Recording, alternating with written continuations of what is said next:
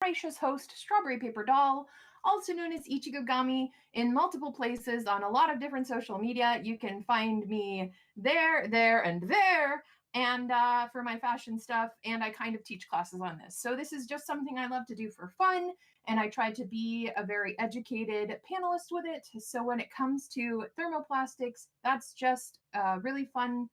Techniques and tutorials can be found everywhere, but what I like to focus on is primarily safety when you practice it, as well as the materials and learning about them and getting excited about building. So there are a few things you will learn about today, and one of them is this next guy who's going to be your very, very best friend. He is, I guess, always used but never imitated. Respirator Senpai. I hope he gives you a little bit of a laugh or a little bit of an ooh-woo. But he is your very best friend when you're getting into thermoplastics or reactive materials. In this case, thermoplastics are thermoreactive, so it's always good to wear your lovely Respirator Senpai to protect your lungs. I am very, very, again, going to be adamant about safety and practicing it because we only have one set of lungs, and I want you guys to take care of yourselves and your lungs so that you can build forever and build amazing things and not hurt yourselves. So this is Respirator Senpai, and he's my very best friend. He's hanging out on my little hanger for him, but he's super great. So your base materials. If you need a copy of this and you are joining us from our panel room chat in Discord Panel Room 1, you can definitely post in there, and I will try to have my link to my PowerPoint posted on my social media. So if you are having a hard time reading it or you want to go through it in length on your own time, you can definitely contact me and I can send it over to you, or you can look at the post on any of my social media up here. Usually my Facebook though. So, okay, your base materials are going to be thermoplastics. So this is your 102. So I know that a lot of us know about Worbla. In chat though, if you're in chat, what else do you know? What other Worblas do you know? Do you know Transparent Art? I know that one got really popular because it's clear and people like to do a lot of LED diffusion and fire accents and stuff.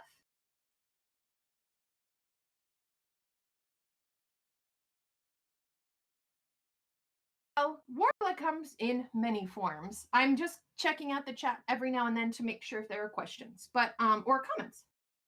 So Worbla itself actually started out as a waste product.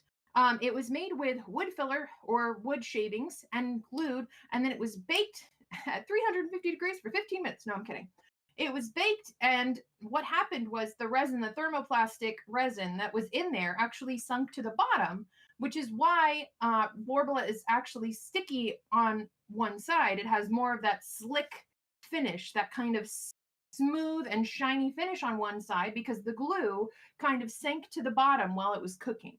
Now, when you are working with Worbla, it does have that tendency to be really sticky on that side, whereas the other side is quite textural. You might have to take some sandpaper to finish it. Again, it has self-adhesion because of that shiny side, and it's good for creating what people call Worbla sandwiches. So you can sandwich materials between it, and this is kind of standard for a lot of the Worbla materials. So the Worbla, Worbla Black, Worbla Red, Wonderflex, and things like that, you can usually sandwich things between it. So Worbla Black Art is one that they started to create because they saw cosplayers were actually using the materials a lot more, and they wanted to kind of standardize a finer grit of filler or no filler at all, basically. So smaller filler equals a finer surface texture. Now, the reason that they still have this filler in this thermoplastic is because in the cases like Thibra, and we'll talk about that in a little bit, there's no filler in Thibra, but it has this almost tacky gum-like texture, and it takes like fingerprints and stuff like that really badly sometimes. So it would require a little bit softer handling. When you have a little bit of filler, it gives you that buffer. It gives you more surface area so that pieces, when they're adhesed together, or the thermoplastic itself, it still has a little bit of body to it. It's a little bit more durable than something without the filler in there, but it still gives you a nice finish. Worbla Red is one that is more industry standard. It's used mostly for theater or for commercial builds. A lot of people do use it now because of smoke effects or LEDs or fire effects where you don't want it to light on fire. So Warbler Red is usually the way you want to go with that because it is a fire retardant thermoplastic. Wonderflex, and it's also red, so it's Warbler Red because it's red and it's fire resistant. Wonderflex is Warbler without the filler. So we talked a little bit about Thibra earlier, where it's got no filler in it. It's got a fine mesh though, and that mesh is kind of the alternative to the filler. Now, this was kind of the fiberglass alternative that a lot of theaters used in the industry because it had that sheer texture to it. You could see through it, but you could still form it for hats and stuff like that. So the fine netting helps it to retain its shape. The fine netting is something that doesn't give it too much texture, so you don't require a lot of finishing. So you can kind of just paint over it. And it's white in color before you heat it up. Transpart is good for what we talked a little bit about earlier, luminescent props to see through or fire accents or stuff you want to add a little color or pop of color, water effects, things like that. Transpart is beautiful to do that kind of work with. It's easy to see through. It is easy to paint on. It's clear, so obviously you can backlight it and make it look really, really nice. But in general, when it comes to Transpart, it doesn't have a filler. So it's one of those thermoplastics you have to be a little bit more careful with. However, it does have a high melting point. So when you're trying to form it, sometimes it can run a little hotter as well. Cosplay Flex is kind of the brand that came up as kind of Cosplay Supplies brand of thermoplastic. And it has a finer surface texture. It started out with a finer surface texture, and it was created for cosplayers. So they created it with the idea of a gray primer color. And that gray primer color means that you don't have to use a base tone to paint your armor or your accessories. So the gray primer sets you up to just kind of go straight from building into the painting process. And the finer texture also enables you to work from beginning to end without having to sand or prime or do all that preparatory stuff for when you're working. Friendly plastic is one of many names for this particular pellet thermoplastic. This pellet thermoplastic comes in a variety of colors. It can even come from recycled materials, and it's usually some sort of PET or super malleable, low temp adjustable thermoplastic. So this comes in a pellet form, usually in bottles or bags, and it's just called friendly plastic because it doesn't run really hot. So it is easy to form into fangs, into fake nails, and you can take little pieces of it. You warm it up from its colorful state. So this could be white, black, red, pink, whatever. And then you can basically just go into forming it, and then it'll start to cool again. Now, the only downside to this is you do have to have some boiling water or like just below boiling water to create with this particular material, but it's very, very easy. You can store it for a pretty long time, and it's useful in so many ways. You can cast with it. You can use it as an alternative to some applications of foam clay. So like gems and things like that, you can mold it. So it's really, really helpful for those kind of things.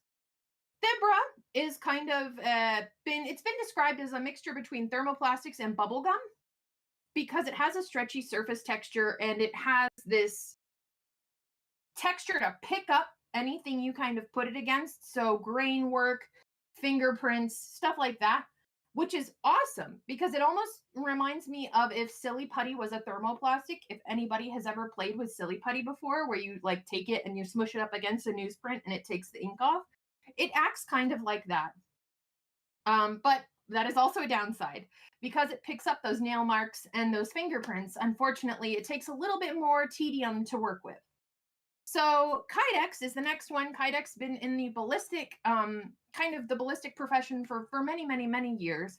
And it's used a lot for making formed or vacuum formed or heat formed holsters that are customized to the specific weapon that you carry.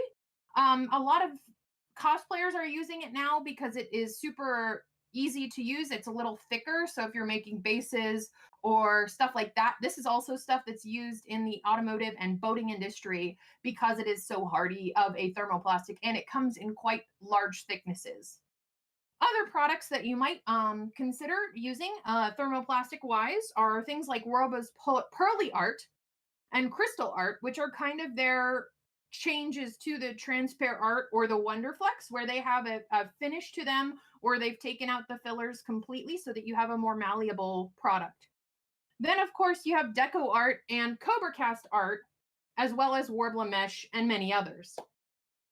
Again, I am going to push that, especially since we are all kind of in a lockdown situation. If you are going to be working in an area that you are not in a good spread out space, I would say go out into a well ventilated area and use a respirator, especially with the following. So we're going to go into some that are a little bit more chemically reactive and can be a little bit scary when you're trying to work with them. So just be smart and take care of yourself. But Sintra or Comatex or expanded PVC foam, closed cell PVC foam, these are all names for the same material. But they basically, the question I usually ask in my panels when I'm presenting them in front of people is, so when you mix hydrochloric gas with moisture, what do you get? Hydrochloric acid. Now, I don't know about you guys, but I personally do not want to inhale hydrochloric acid. This is another reason people also say don't put your foam into your oven where you're also you're also cooking your food. Have a separate set of material processing areas that you can do that with, because if you try to process your foam, your thermoplastics, your Sintra in your oven, there's going to be a lot of residues and stuff like that that hang out in there. The fumes Sintra can give off are hydrochloric acid gas, basically. So it blends with water in your lungs into hydrochloric acid, and needless to say, you always want to use your respirator when you're working with this particular material.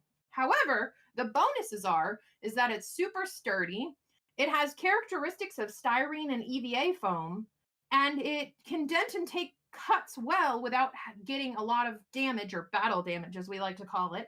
And it has self-healing properties. So if you heat it back up, it'll pop right back into place rather than taking a dent and kind of not coming back to what it was. Okay. So these are supplies that I recommend for people who are beginning, or if you are just getting into thermoplastics. This is why this is 102, because we kind of talk about the basics while also talking about more advanced things. So the basics are look up MSDS for your supplies. So does anybody in chat, panel one chat, know what an MSDS is, or an MS, or I think they're called MDSs now. But yeah, does anybody know what those are in chat? Doing our question dance break.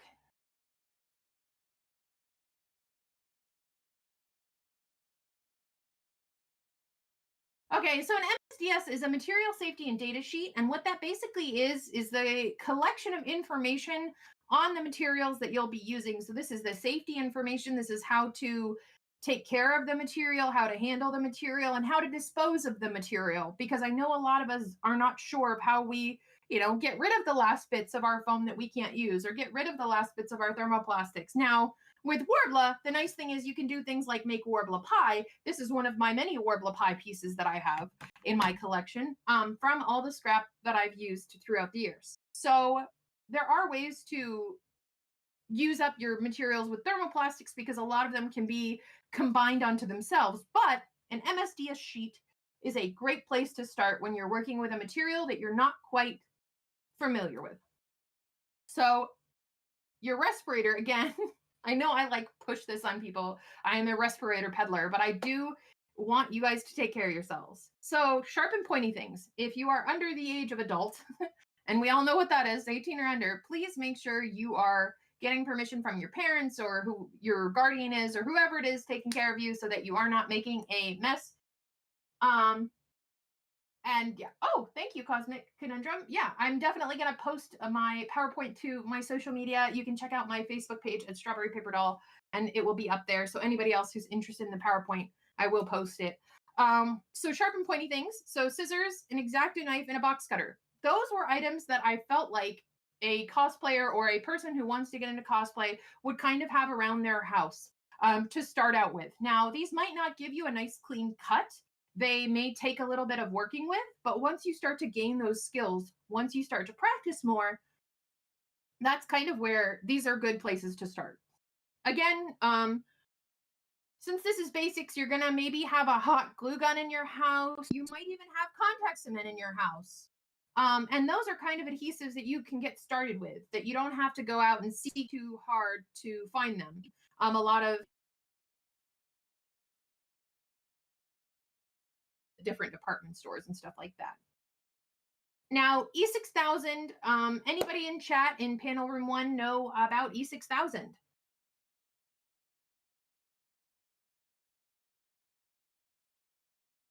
Now, I know that a lot of people don't usually hear this about E6000, but it actually has a fat soluble vapor, which basically means the longer you work with it, the more you inhale it. If you're not using a respirator or a mouth dust mask or something to protect yourself, you are inhaling an inorganic chemical that actually can kind of sink into your fat cells.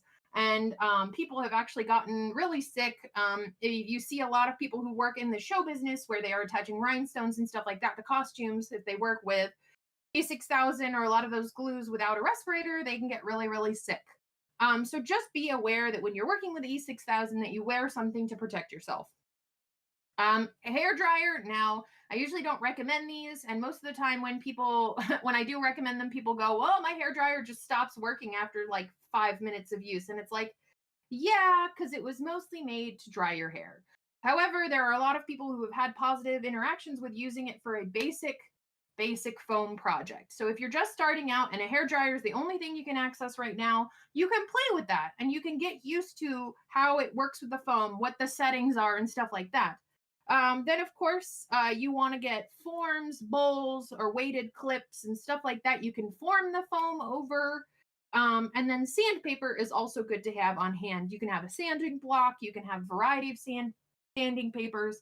These are just those filing papers that have a texture to them to help smooth out surfaces. This is especially good for Worbla and stuff like that, where it has this texture because my husband likes to call it Frito-Lays.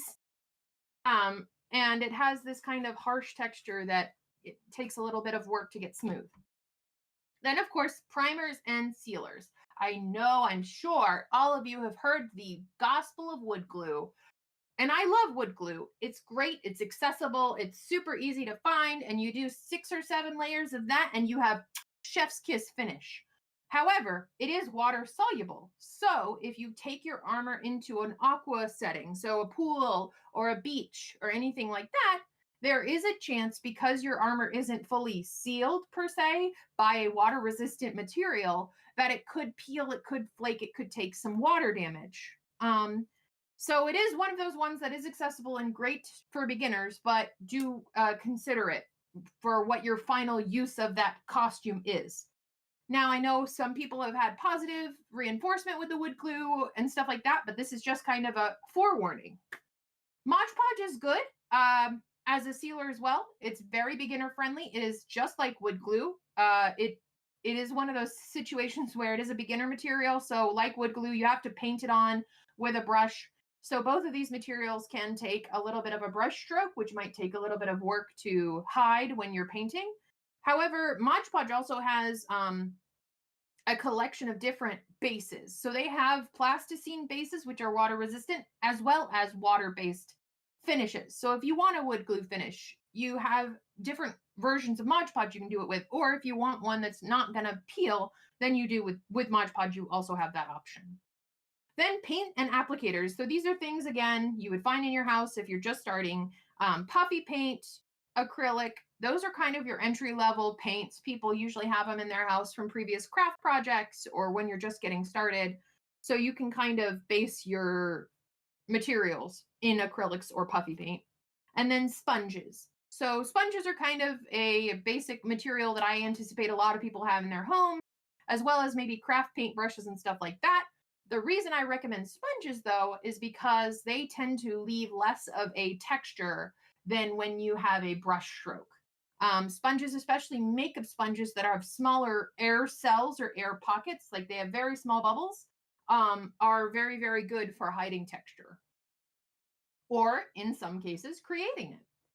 For advanced tools for sharp and pointy things, of course, you can go into things like a hot knife, which is great for application in sewing as well as thermoplastic handling, because the knife gets hot, and so when it comes and cuts through certain materials like foams and stuff like that, it can actually leave a really nice smooth edge because it basically self seals. This is also true with polyester fabrics and stuff like that because it cuts through that edge while sealing it. So you aren't going to have a lot of fraying. And of course, Dremel tools. Dremel tools is the brand name. However, you can find these tools in a variety of off brands and many, many places for less expensive. But Dremel is kind of the go to quality and has a great wide variety of attachments. So that's just something to think about when you're just getting started, is maybe you invest a little bit. A Dremel tool is a great investment for like your beginning. A soldering iron is basically a hot knife, but instead of being a blade, it's a point. You can create a lot of battle damage and stuff like that with a soldering iron. You can also use it for creating texture and using on a lot of other materials besides foam and thermoplastics. Heat guns, again, are made for actually peeling paint off walls. So that popcorn ceiling, I don't know how many of you are old enough to remember popcorn ceilings, but that was what they used to peel the paint off, or that popcorn ceiling, or that kind of gessoed texture off.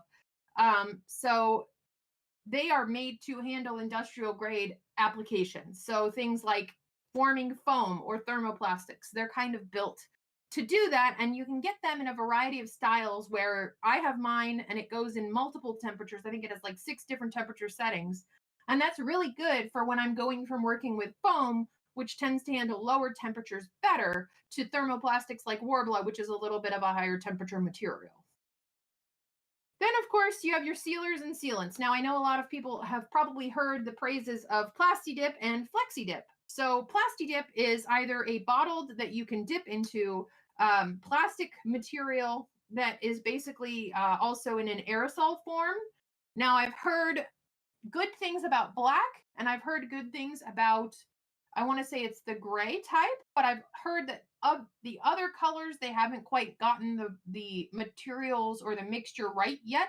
So depending on how you handle the can, you can end up with spatter, or you can end up with issues where it doesn't mix quite right. So make sure you shake your cans if needed and prep them a good way. Then FlexiDip is just kind of another type of material. It was marketed for cosplayers primarily, and I believe it is a liquid. I don't believe that it is an aerosol quite yet, but I know that you can access it. A lot of different suppliers do carry it. Paints that are great for moving into more advanced applications are things like spray paint or airbrushes and air compressors. Now, these do require a little more care and a little more precision. So, again, it's one of those places where you want to practice with it. You want to learn how to take care of your tools, because if you don't clean out your airbrush, then you're going to end up with something that's gunky, that's spattered. And you want to make sure you can take care of your tools so that they last you forever if possible, because they can be a little bit of an investment, because airbrushes themselves, an entry level airbrush can be anywhere from $40 to $60, and then you want the compressor, and compressors can be hundreds of dollars. And this is just depending on your personal preference. People have seen them for less, people have seen them for more, but those are kind of the price points I would feel comfortable getting my tools in. Closures and attachments. So when you're making armor, and it's thermoplastics, unfortunately, have the negative effect of sometimes they can be really light, other times they can be really heavy. So when you're attaching things directly to a bodysuit, you want to reinforce that point where you're attaching the armor to the bodysuit with either putting a nice stiff fabric behind that snap or that magnet point so that it doesn't pull down your bodysuit or stretch your bodysuit out. Lycra fabrics are not happy friends with abrasive things. So Velcro, heavy things that pull them out of shape and warp them, and heat.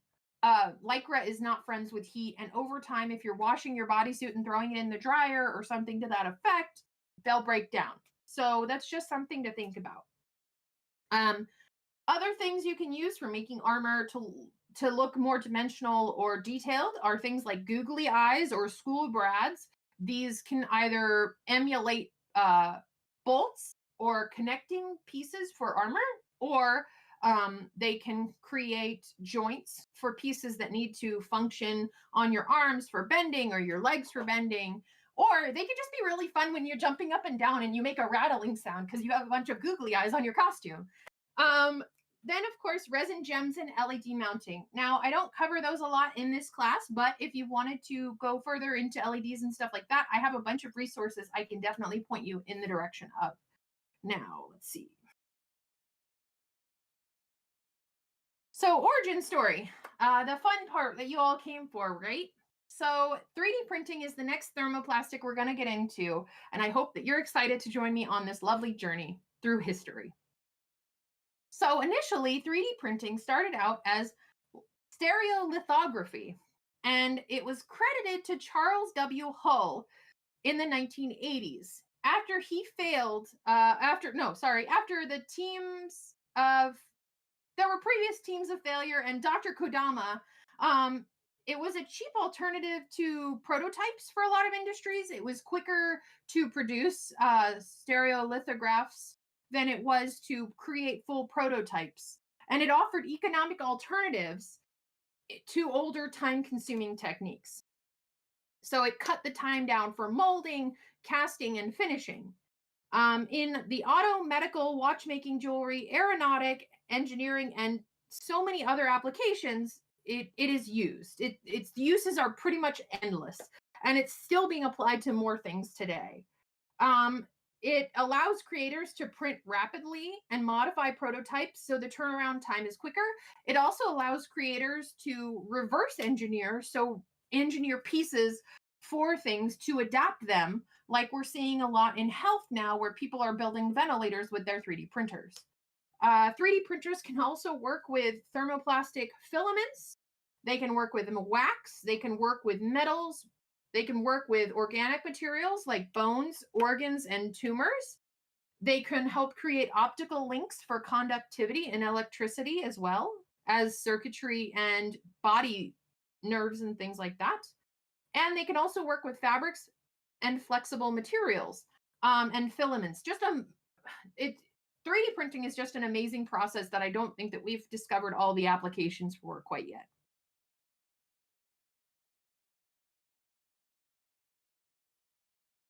So stereolithography as an art, I guess, is a 3D system of software that kind of cuts the item, the 3D shape, into slices.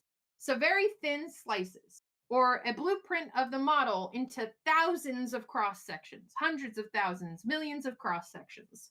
And it has an apparatus that usually contained a UV sensitive liquid resin. So this is when it started out. This was kind of where they based all of their materials. So they had this UV resin that kind of cured, which we all kind of use a lot in cosplay applications now.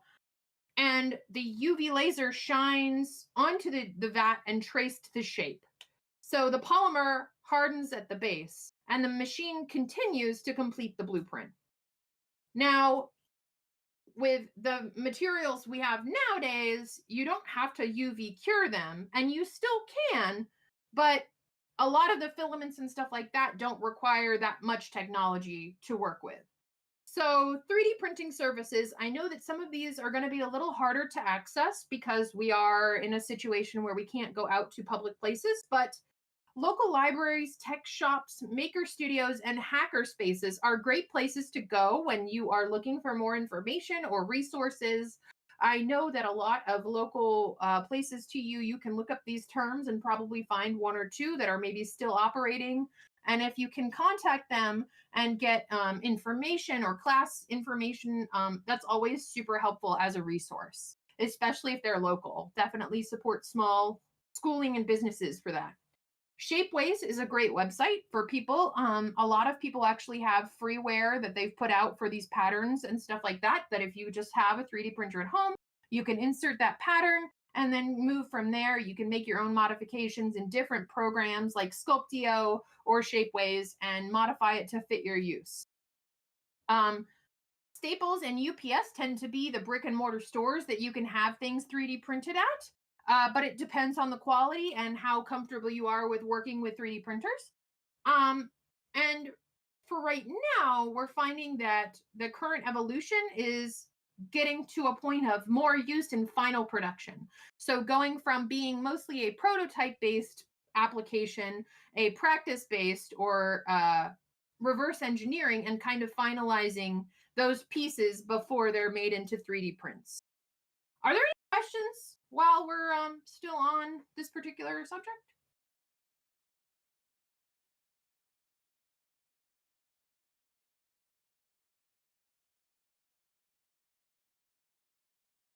Oh, we're going to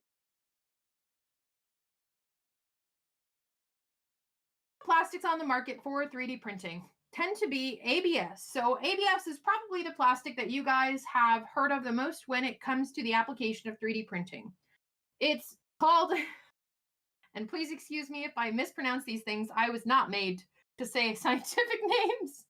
Uh, acrylonitrile butadiene styrene. Woo, got it on the first try. It's tough and it's a common plastic and it's non toxic. However, it is high melting, like it requires a high temperature to melt, and it can have quite unpleasant smelling fumes. In general, when you're 3D printing, again, move it to a well ventilated space so that you have protection for yourself and others. I would not have it in a place that is frequented by people, or if you're sitting in the same room as it, make sure it's well ventilated or you have some solution to vacuum out the air, because it can be quite stinky. PLA is polylactic acid. It's kind of the one that they started to develop for sustainability practices and the fact that you can actually print PLA and other plastics together. So if you wanted to do what we call subtractive 3D printing, you can do that with PLA, and it actually degrades over time. And you can actually use different things to uh, kind of degrade it and take it away. But PVA is also the same thing. PVA is polyvinyl alcohol. It's a little bit easier to disintegrate away. It's a little easier to remove from your final 3D print because it's water soluble. So PLA and PVA are both easy to print, but they can kind of be on the expensive side. They can be a little bit on the higher end side, and they do have a risk of toxic fumes and rough texture finishes. So if you wanted to use them in actual application, you might have to handle them a little bit more delicately to finish them. Nylon is another one. Nylon is one that can come from a lot of recycled materials. So it is able to be made into a filament again and again. It's used in fishing line, it's used in a lot of other practical applications. And because it's a synthetic polymer, it was originally actually created as a replacement for silk fabric. So back in the days of World War I and II, they started to need more fabrics for things like parachutes and stuff like that. So people's silk stockings and things like that were being joined together to create these parachutes, and they were looking for an alternative. So they made this nylon, and nylon acetate and those kind of materials are made as silk, pseudo silk. The only problem with nylon is that it tends to be tough, um, and it has a high temperature melting point. But that's also a pro, because if it's a tough material, and it's inexpensive, then you can print things that you want to be a little bit more durable with it. It also has a slight UV resistance as well. So if you're printing things that are going to be in the sunlight a lot, it might be the material you go for.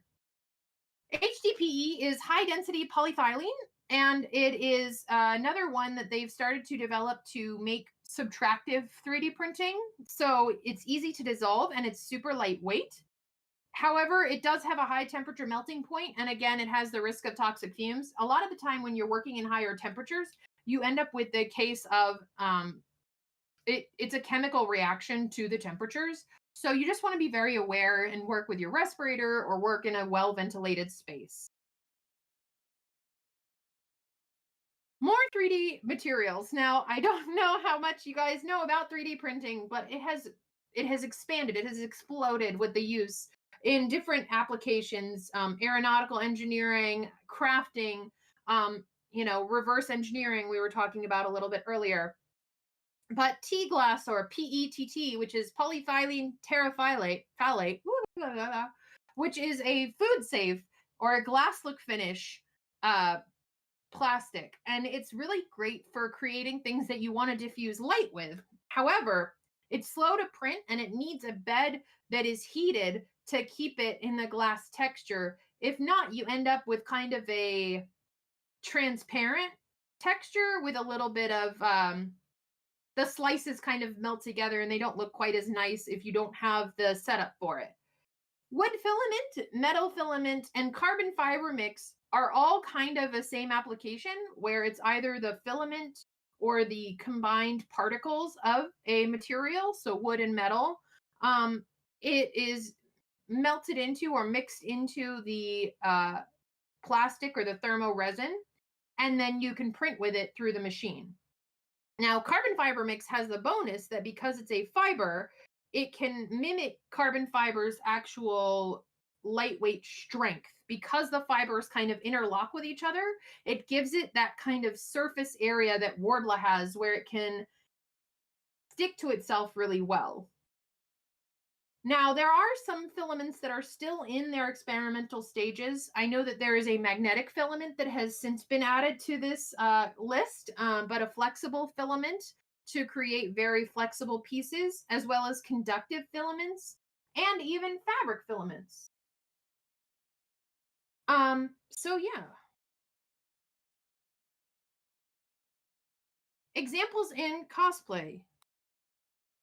So I know a few years ago, Loom Cluster actually kind of became very popular and famous for this work that she did that ended up being worn by Felicia Day called Dreamer Regalia. Now, this was quite a few years ago, but she's still creating and making. They're still creating and making and doing amazing things with 3D printing. And this was when they were a beginner. This was where they kind of started to learn and wanted to create. And this is what they did. They taught themselves 3D printing and they went out and they built this beautiful thing. Now, I know that they've actually moved on to many, many other projects. And you can also definitely look into a lot of what they're doing now. It's like, I bow to you. You have so much talent and beautiful application and beautiful work. So definitely check out Loom Cluster.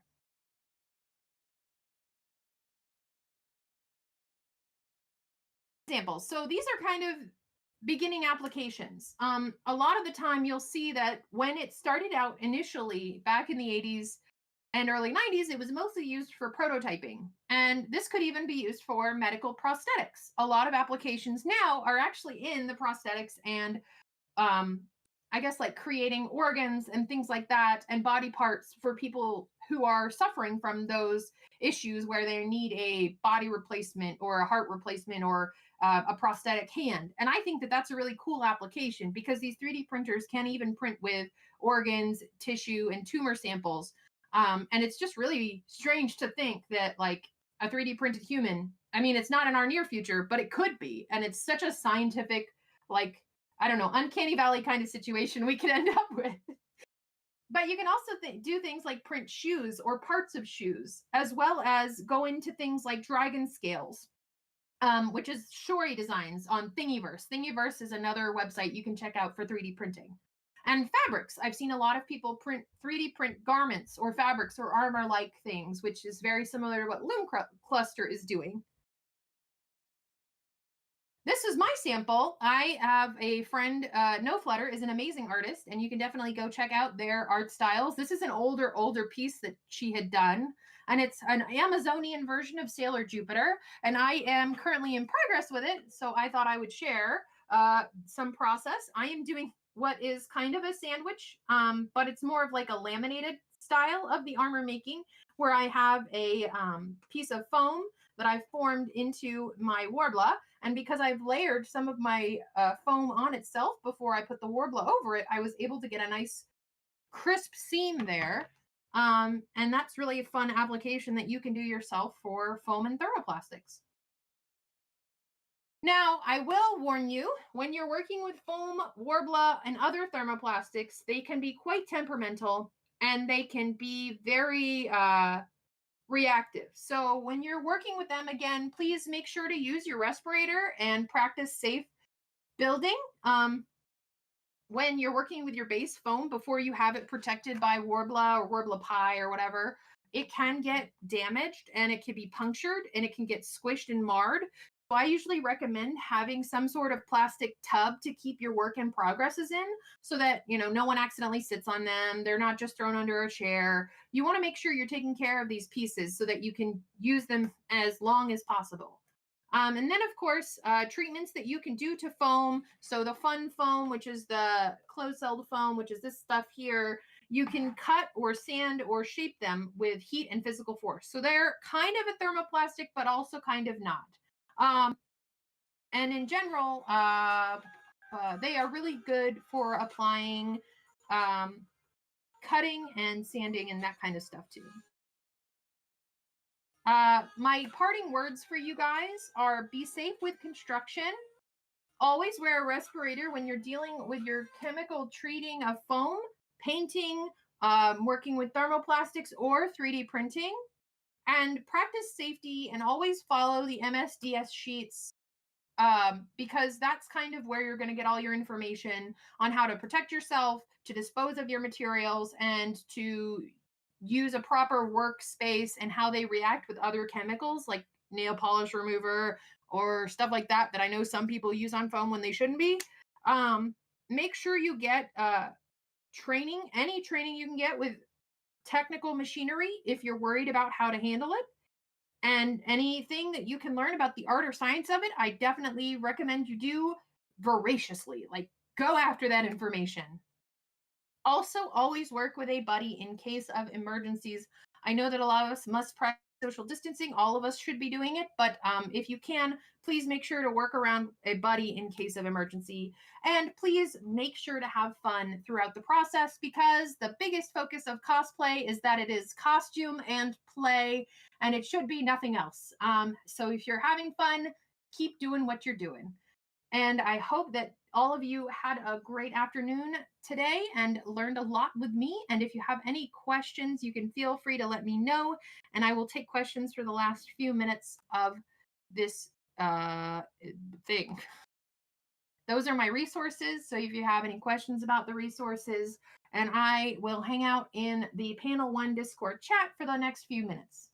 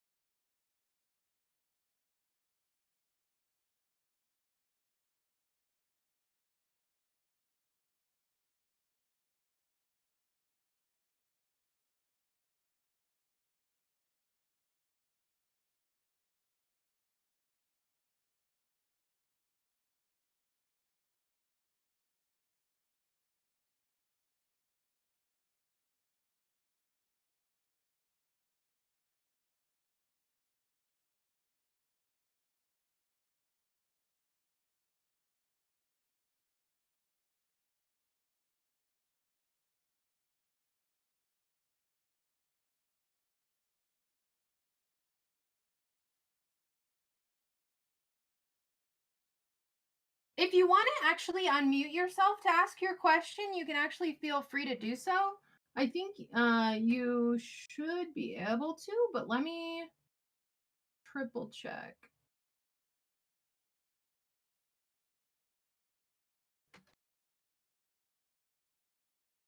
Yeah, you should be able to unmute yourself. So if anybody has any questions, you can actually do so. But yeah, I appreciate y'all joining me today. And I hope that you guys learned some stuff. And again, if you have questions or you want to see the PowerPoint, I'm going to try and make sure it is posted on my Facebook up there in my social media. So yeah, I really appreciate you guys coming out today and supporting WebCon. And I hope that I see you at my panel at 4 p.m. for WIGS 101 in panel room dose or two. And I will see you there.